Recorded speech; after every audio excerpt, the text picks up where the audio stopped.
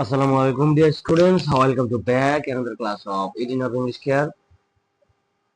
সুপ্রিয় শিক্ষার্থীবৃন্দ, বিশেষ করে নবম দশম শ্রেণী এবং এসএসসি পরীক্ষার্থী যারা আছে তাদের জন্য আজকের এই ক্লাস। তো তোমরা জানো ইতিমধ্যেই তোমাদের এসএসসি পরীক্ষায় বর্তমানে নতুন যে সিলেবাস আছে ইংরেজি প্রথম পত্রের ইংলিশ ফার্স্ট পার্ট এ কোশ্চেন নাম্বার 8 এ পুরা বুট বই থেকে 7টা কবিতার মধ্যে 7টা থেকে 8টা কোশ্চেন থাকবে। এখান থেকে তোমাদেরকে 5টা প্রশ্নের উত্তর দিতে হবে।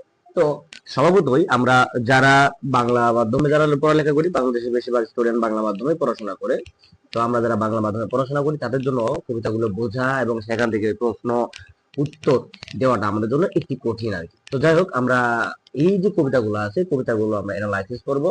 অ্যানালাইসিস করে এখান থেকে যে যে টপিকে কোশ্চেন হতে পারে এগুলো দেখব এবং অবশ্যই আমাদের এই ক্লাস শেষে এই আমাদের আজকের যে আলোচনার উপর তৈরিকৃত পিডিএফ ফাইলের লিংক আমি এখানে দিয়ে দেবো। তোমরা প্রিন্ট করে ফটোকপি করে এটা সেটা করতে পারবে।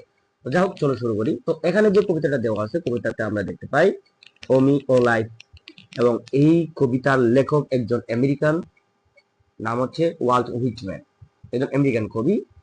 তিনি এই কবিতাটায় যা বলেছেন দুটো সেকশনে ভাগ করা হয়েছে। তিনি প্রথমত কিছু কোশ্চেন বা কিছু প্রশ্ন তুলেছেন মানুষের জীবন সম্পর্কে, এবং একই সাথে তিনি দ্বিতীয় সেকশনে এই কোশ্চেন গুলার আনসারও কিন্তু দিয়েছে। তো আমরা আজকে কবিতাটা পড়বো না, আমরা কবিতাটাকে সিম্পলিফাইড ভার্সনে নিয়ে গিয়ে একটু সহজ ভাবে দেখবো, একটা ভিন্ন অ্যাঙ্গেল থেকে দেখবো।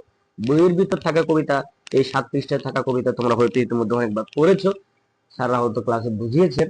এবার আমরা আর নতুন করে এটা পড়ছি না। তো আমরা চলে যাই এইটার সিম্পলিফাইড ভার্সনে।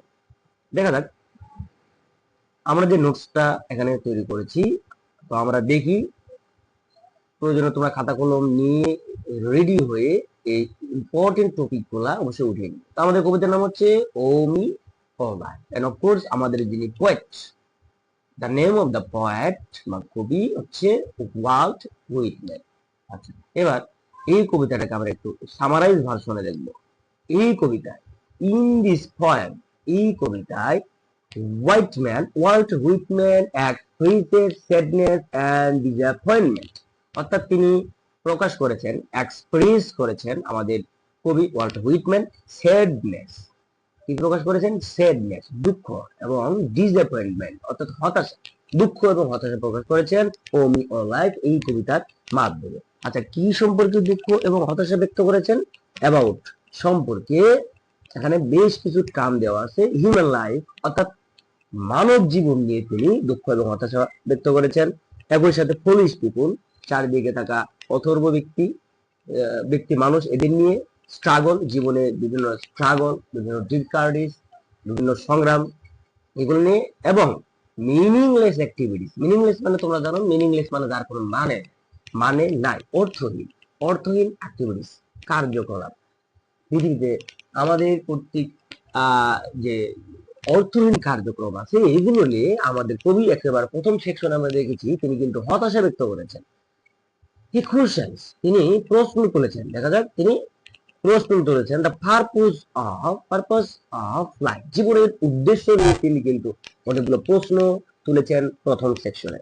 ফাইনালি অবশেষে আনসার সেকশনটাতে আছে, আনসার সেকশনে he finds hope in the idea, তিনি এই আইডিয়াতে আশা খুঁজে পেয়েছেন দ্যাট যে লাইফ ইটসেলফ ভ্যালুয়েবল, কথাটা ইম্পর্টেন্ট কিন্তু, লাইফ ইটসেলফ ইজ ভ্যালুয়েবল, অর্থাৎ জীবন নিজেই একটা গুরুত্বপূর্ণ বিষয়, জীবন অর্থহীন নয়। এন্ড এভরি পারসন, প্রত্যেকটা ব্যক্তি, পৃথিবীতে থাকা প্রত্যেকটা ব্যক্তি ক্যান, পারে, প্রত্যেকটা মানুষ, প্রত্যেকটা ব্যক্তি পারে কন্ট্রিবিউট করতে, অবদান রাখতে, something meaningful to the world, পৃথিবীতে কোনো না কোনো কন্ট্রিবিউশন, অবদান কিন্তু রাখতে পারে। অর্থাৎ একজন মানুষ, একজন স্টুডেন্ট, যে ধরো সে হতে পারে গরিব অসহায়, হতে পারে সে মেধাবী, হতে পারে দুর্বল, প্রত্যেকটা মানুষ কোনো না কোনো ভাবে পৃথিবীতে অর্থপূর্ণ কার্যকলাপ কিন্তু করতে পারে।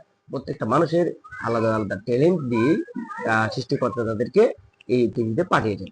দ্য পোয়েম এনকারেজেস, অর্থাৎ এই কবিতা এনকারেজ করে, অর্থাৎ উৎসাহ দেয় পিপুল মানুষকে টু লিভ পজিটিভলি, অর্থাৎ এই পৃথিবীতে ইতিবাচক ভাবে বেঁচে থাকতে উৎসাহ দেয় এই কবিতা। এবং মেক দ্য লাইফ মিনিংফুল, অর্থাৎ তাদের জীবনটাকে মিনিংফুল, অর্থপূর্ণ করে এই কবিতাটা। আচ্ছা, এখানে কিছু সিম্বল ইউজ করা হয়েছে। আচ্ছা, আমরা এর আগে থিমস গুলো দেখি, কবিতার মূল থিমস। এই কবিতায় মূল ভাবগুলা কি কি? মূল ভাব হচ্ছে মিনিং অফ লাইফ, অর্থাৎ এই কবিতায় জীবনের অর্থ সম্পর্কে আলোচনা করা হয়েছে। পরীক্ষার মধ্যে এটা দুইভাবে প্রশ্ন হতে পারে। যদি বলে what are the themes of the poem, তাহলে আমরা এখানে থাকা যেমন 7টা আছে, 7টা থেকে 3টা বা 4টা বা 5টা দিয়ে ইটিতে লিখে দিতে পারি। কিন্তু যদি বলে what is the central theme of the poem, যদি বলে কবিতাটার একেবারে সেন্ট্রাল থিম কি, তখন একটা সিঙ্গেল জিনিস দিতে হবে, যে মিনিং অফ লাইফ দিলেই চলবে সেক্ষেত্রে। তো মনে রাখবে কিন্তু যদি কোশ্চেনটা এভাবে হয় what are the themes of the poem, তো থিমস হলে এখান থেকে 3-4টা দিয়ে দিতে পারো। আবার যদি সিঙ্গেল একটা দিতে বলে তাহলে অবশ্যই শুধু মিনিং অফ লাইফ দিলে চলবে। তাহলে থিমস অফ লাইফ, এখানে এই কবিতার থিমস হচ্ছে কি মিনিং অফ লাইফ, জীবনের মানে, হিউম্যান স্ট্রাগল, মানুষের যে স্ট্রাগল আছে, স্ট্রাগল, হোপ এন্ড অপটিমিজম, আশা এবং আশাবাদ, সেলফ রিয়েলাইজেশন, অর্থাৎ নিজেকে বুঝতে পারা, যে ব্যাপারটা এখানে আছে, ইম্পর্টেন্স অফ ইন্ডিভিজুয়াল, ইম্পর্টেন্স গুরুত্ব, ইন্ডিভিজুয়াল সাধারণত আলাদা, প্রত্যেক ব্যক্তির আলাদা আলাদা ভাবে কন্ট্রিবিউশন, কন্ট্রিবিউশন মানে হচ্ছে অবদান, প্রত্যেকটা মানুষের আলাদাভাবে যে কন্ট্রিবিউশনের যে গুরুত্বটা, এটা human weakness and human weakness, মানুষের দুর্বলতা, এন্ড এইটুকু একটু দেখি একটু আলাদাভাবে, এবং মানুষের দুর্বলতা এবং আইডেন্টিটি, দুর্বলতা এবং পরিচয়, এক্সিস্টেন্স এন্ড আইডেন্টিটি, মানুষের অস্তিত্ব এবং পরিচয়। তো এইগুলো হচ্ছে থিমস। আর এখানে সিম্বল গুলো এই জন্য দেখতে হবে, সিম্বল গুলো দেখার কারণ হচ্ছে সিম্বল মানে কি, প্রতীক। তো বিশেষ করে তোমরা জানো, বিশেষ করে সায়েন্সের যে স্টুডেন্ট তারা আছো তারা জানো যে তোমাদের রসায়নের একটা অধ্যায় আছে পর্যায় সারণী, পর্যায় সারণী আলোচনা করা হয়েছে, বা বিজ্ঞান বইয়ের মধ্যেও আছে, অন্য গ্রুপের যে বিজ্ঞান বইয়ের মধ্যেও আছে, যে মৌলিক পদার্থ সমূহের কিন্তু নির্দিষ্ট একটা চিহ্ন থাকে, যেমন হাইড্রোজেনের এই, সোডিয়ামের এন, এরকম কিন্তু চিহ্ন থাকে। এগুলো কি আমরা যখন কোথাও দেখবো কোথাও সি লেখা, তাহলে বুঝবো কি কার্বন। তো এরকম ওয়ার্ড, একটা কবিতায় থাকা বিভিন্ন ওয়ার্ড বা ওয়ার্ড শব্দ বা শব্দসমূহ, তারা কিন্তু অনেক সময় ভিন্ন মিনিং দেয়, অর্থাৎ লেখা আছে একটা কিন্তু তার অর্থ কিন্তু আলাদা। এই কবিতায় থাকা স্পেশাল কিছু ওয়ার্ডস, এই অর্থগুলো আমরা একটু দেখবো। তো মনে রাখবে এখানে আমি বেশ কয়েকটা বলা যায় 5টা এখানে ওয়ার্ড বা ওয়ার্ডস আমি এখানে সিলেক্ট করেছি সিম্বল হিসেবে। তো এই যে ওয়ার্ডস গুলো আছে এর মধ্যে কিন্তু যে পাওয়ারফুল প্লে, এটা থেকে কিন্তু 2026 সালে এসএসসি পরীক্ষায় কুমিল্লা বোর্ডে কিন্তু এটা সরাসরি কমন এসেছে। আচ্ছা, তো আমরা দেখি লাইট, এই কবিতায় থাকা লাইট শব্দটা কি সিম্বলাইজ করেছে। লাইট মানে হচ্ছে আলো, এটা সিম্বলাইজ করেছে ট্রুথ, হপ এন্ড উইজডম, অর্থাৎ লাইট মানে কি আলো, সত্য কি সত্যই আলো, হপ আশা, উইজডম অর্থাৎ ভালো জিনিসকে এই লাইট সিম্বলাইজ করেছে। পরীক্ষার মধ্যে কোশ্চেনটা এভাবে হবে, what does the word light symbolise, অর্থাৎ লাইট শব্দটা কোন জিনিসকে সিম্বলাইজ করে। আমরা বলবো the word light symbolise truth, hope and wisdom.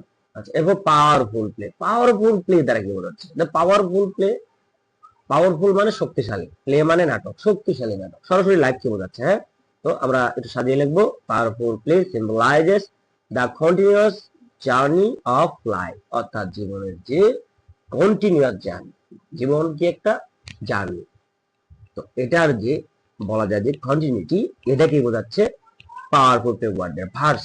ভার্সের সাধারণ বাংলা হতে পারে আয়াত, লাইন, এই কিছু। তো আমরা এখানে কাজকে বোঝাবো, মানুষের যে কাজ বা কার্যক্রম, দুনিয়াতে কার্যক্রম বা কন্ট্রিবিউশন, অবদান। এটা থেকে হচ্ছে a person's contribution, a person contribution or achievement, একজন মানুষের অবদান কিংবা তার যে অ্যাচিভমেন্ট, অর্জন, এবং সিরিজ, সিটি হচ্ছে জায়গা, তাই না, শহর, যেটা শহর সম্পর্কে বোঝাচ্ছে, শহরের বা সিটি এর প্লুরাল নাম্বার হচ্ছে সিরিজ। তো এটা দ্বারা কি বোঝাচ্ছে, এটা দ্বারা বোঝাচ্ছে করাপ্ট। আচ্ছা, আমরা দেখি corrupt and foolish society, corrupt and foolish সোসাইটিকে বোঝাচ্ছে। করাপ্ট হচ্ছে দুর্নীতিগ্রস্ত। পুলিশ মানে তোমরা জানো বোকামিপূর্ণ সোসাইটির সমাজ, বোকামিপূর্ণ সমাজকে বোঝাচ্ছে। ইনলেস ট্রিজ, ইনলেস ট্রি যার কোনো শেষ নাই।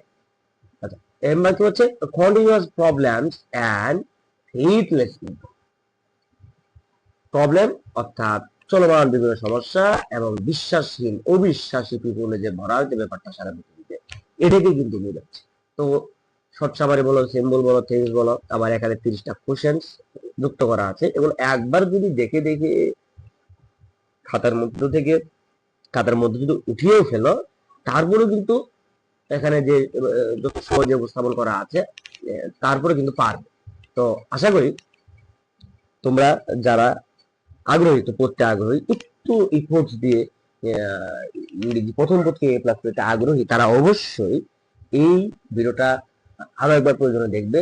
আর আমি ভিডিওর মানে কমেন্ট বক্সে আমি লিংক দিয়ে দেবো, বা ডিসক্রিপশন বক্সে আমি লিংক দিয়ে দেবো, এটা পিডিএফটা ডাউনলোড করে প্রিন্ট করে রেখে দিবে। তো শুধু এই কবিতা না, বইয়ের মধ্যে থাকা যে 7টা কবিতা আছে সবগুলোর এরকম ভিডিও এবং বলা যায় যে শীট বলো, গ্রামাটিক্যাল শীট বলো, কবিতা যে শীটগুলো, এগুলো আমাদের কাছে আছে। আমাদের যে ওয়েবসাইট, আমাদের ইউটিউব চ্যানেল, ফেসবুক পেজেস যাগুলো আছে, এগুলো তোমরা ভিজিট করো, এগুলো পেয়ে যাবে, একটু খুঁজলে পেয়ে যাবে। ওকে, আমরা আর এই যে আমাদের পড়া আর দীর্ঘায়িত করতে চাচ্ছি না, এই পর্যন্ত রাখি। সবাই ভালো থাকবে, সুস্থ থাকবে। আল্লাহ হাফেজ।